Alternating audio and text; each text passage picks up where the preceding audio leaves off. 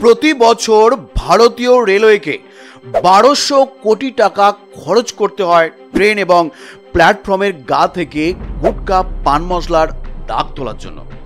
গুটকা ভারতবর্ষে প্রায় 4,23,095 কোটি টাকার ব্যবসা ফেঁদে ফেলেছে এই ইন্ডাস্ট্রি।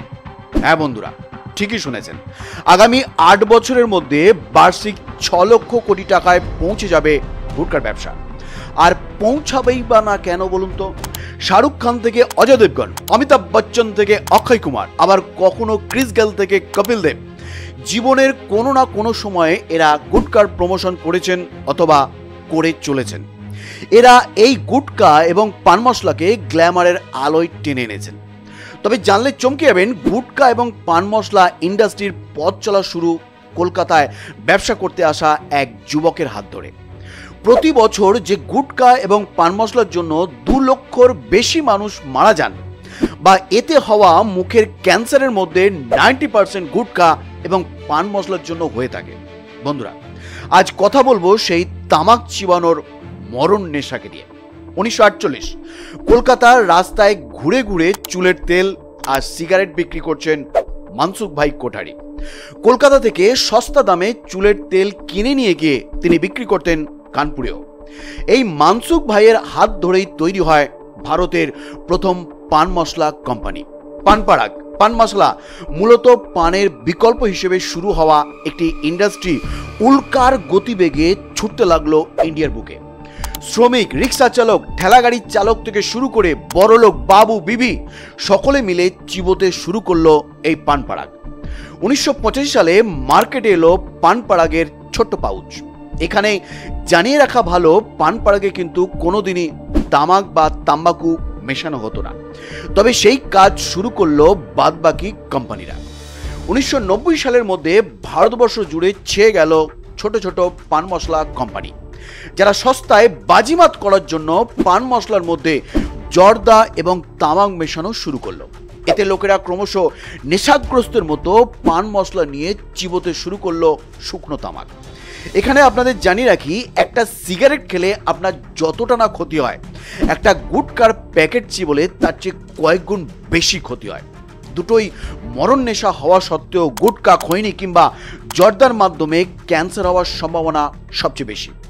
এখন তো অনেক সময় এটাও শোনা যায়, প্রোডাক্টের স্থায়িত্ব বাড়ানোর জন্য গুটকাতে নাকি ম্যাগনেসিয়াম কার্বনেটের মতো কেমিক্যাল মেশানো হয়, যা ক্যান্সারকে হাত ধরে ডেকে আনে মানুষের জীবনে। ভারতবর্ষের সবচেয়ে বেশি গুটকা উৎপাদন হয় উত্তরপ্রদেশ, মধ্যপ্রদেশ এবং মহারাষ্ট্রে। কিন্তু উৎপাদন হওয়ার পরে তা ছড়িয়ে পড়ে সারা দেশে। আমাদের দেশের প্রায় 15% প্রাপ্তবয়স্ক মানুষ এই গুটকা এবং পান মশলার নেশার শিকার। কোম্পানিগুলো গড়ে মাত্র 1 টাকা থেকে 3 টাকার মধ্যেই প্রোডাক্টগুলো বানিয়ে আপনাদের 5 টাকা, 10 টাকা, এমনকি 20 টাকাতেও বিক্রি করে। এবার বুঝতে পারছেন, শাহরুখ খান, অজয় দেবগন আর অক্ষয় কুমারকে নিয়ে একসঙ্গে বিজ্ঞাপন করানোর টাকা এরা কোথা থেকে পায়?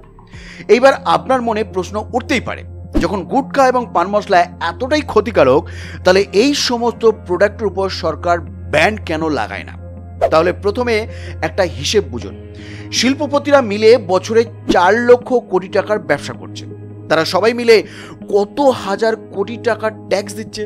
সেটার কি কোনো আইডিয়া আছে যে সেটা থেকে এত কোটি কোটি টাকার ট্যাক্স আসছে? আপনার মনে হয় সরকার সেটাকে বন্ধ করে দেবে?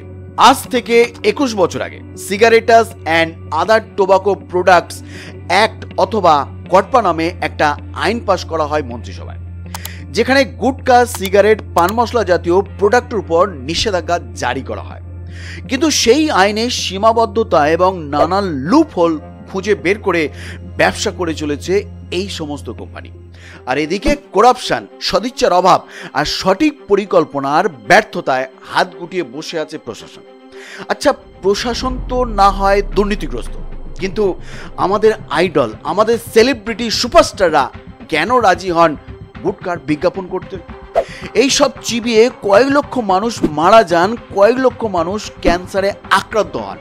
এগুলো জানা সত্ত্বেও তারা কেন গুটকা খাওয়ার জন্য ইন্সপায়ার করেন আমাদের? তাহলে একটা কথা বলি আপনাদের, সবাই দিনের শেষে নিজের ভবিষ্যৎ আর নিজের ব্যাংক ব্যালেন্স গোছাতে ব্যস্ত থাকে।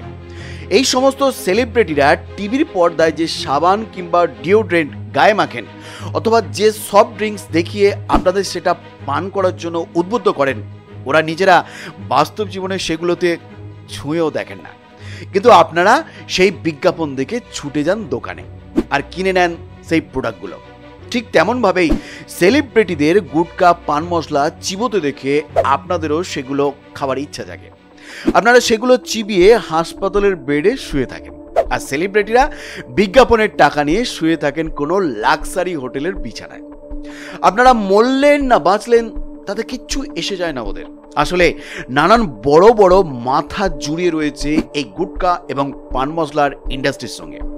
মানিকচাঁদ, রজনীগন্ধা, পানপাড়া, বিমল, এই সমস্ত ইন্ডাস্ট্রিয়াল জয়েন্টরা নিজেদের জাল সমাজের এত গভীরের মধ্যে ছড়িয়ে রেখেছেন যে এদেরকে কেউ ছুঁতে অবধি পারে না। নানান রাজনৈতিক নেতা থেকে বড় বড় প্রভাবশালী ব্যক্তিত্ব সকলের টাকা জড়িয়ে রয়েছে এই সমস্ত কোম্পানির শেয়ারে। তাই একজন দুজনের পক্ষে লড়াই করে এদের থামানো সম্ভব নয়। কিন্তু এ থামানো কেন প্রয়োজন? সারা বিশ্বের মধ্যে ভারতবর্ষের সবচেয়ে বেশি মুখের ক্যান্সার হয়। দেখা গেছে ভারতে হওয়া এই মুখের ক্যান্সারের মধ্যে 90% রোগী নিয়মিত গুটকা বা পান মশলা চিবোতেন। আর শুধুই মুখেই নয়, আমাদের খাদ্যনালীতে ক্যান্সার হওয়ার পিছনেও দায়ী এই গুটকা এবং পান মশলা। পাশাপাশি হৃদরোগ এবং লিভার ড্যামেজ হয়ে থাকে। এই সমস্ত ক্ষতিকারক প্রোডাক্ট জীবনের জন্য এই সব কিছু অসুখ মিলিয়ে ভারতে প্রতি বছর প্রায় 2,30,000 মানুষ মারা যান, আর কয়েক লক্ষ মানুষ জিভ ছাড়া, দাঁতের মাড়ি ছাড়া, গালের একটা অংশ খুবলে যাওয়া অবস্থায় ক্যান্সারের সঙ্গেই লড়াই করে বেঁচে থাকেন। আর এই গুটকা বা পান মশলা চিবিয়ে যেখানে সেখানে লাল রঙের রঙিন করে দেওয়া তো একটা অভ্যাসে পরিণত হয়েছে ভারতীয়দের। হাওড়া ব্রিজ পর্যন্ত 3 মিলিমিটার খসে গেছে এই গুটকা লাভারদের থুতুর জন্য। ইন্ডিয়ান রেলওয়ের হিসাব বলছে প্রতি বছর 1200 কোটি টাকা করে গ্যালন জল আর হাজার হাজার মানুষের শ্রম খরচ হয় ট্রেন এবং প্ল্যাটফর্মে গা থেকে গুটকার দাগ তোলার জন্য। শহরের দেয়াল থেকে গুরুত্বপূর্ণ স্থাপত্য সবকিছুকে রাঙিয়ে দেওয়ার জন্য জন্মগত অধিকার হয়ে দাঁড়িয়েছে গুটকা প্রেমীদের। তবে হাসি ঠাট্টা করে এই মারাত্মক বিপদকে আটকানো সম্ভব নয়। যদি সত্যি সত্যি এই মারণ নেশাকে আটকাতে হয় তবে আমাদের মতো সাধারণ মানুষকেই আসরে নামতে হবে।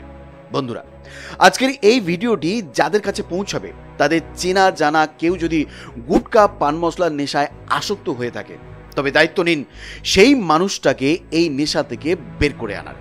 আর যদি আপনি নিজেই নেশায় আসক্ত হয়ে থাকেন তবে আজই সিদ্ধান্ত নিন এই নেশা থেকে নিজেকে মুক্ত করার। কারণ আমরা সাধারণ মানুষ ক্যান্সারের মতো মারণ রোগ একবার আমাদের ঘরে ঢুকলে সেটা গোটা পরিবারকে তছনছ করে দিয়ে চলে যাবে। আমরা হাসপাতালের বেডে শুয়ে যন্ত্রণায় কাতরাবো, কিন্তু এইসব মারণ রোগের ব্যবসায়ীরা আরও ফুলে ফেপে উঠবে। তাদের ছেলেমেয়েরা আমাদের কষ্ট করে ইনকাম করা টাকা উড়িয়ে ফুর্তি করবে, আর আমাদের তখন লোকের কাছে হাত পেতে ভিক্ষা চাইতে হবে চিকিৎসার খরচের জন্য। এই সহজ সরল বিষয়টা কিন্তু আমি অনেক আগে থাকতেই বুঝে গেছি। তাই আমি সিগারেট, তামাক, গুটকা, মদ কোনো রকম নেশাতেই আসক্ত নেই। আর আমিও সবসময় চেষ্টা করি আমার আশেপাশের মানুষগুলোকে এসব থেকে দূরে রাখতে।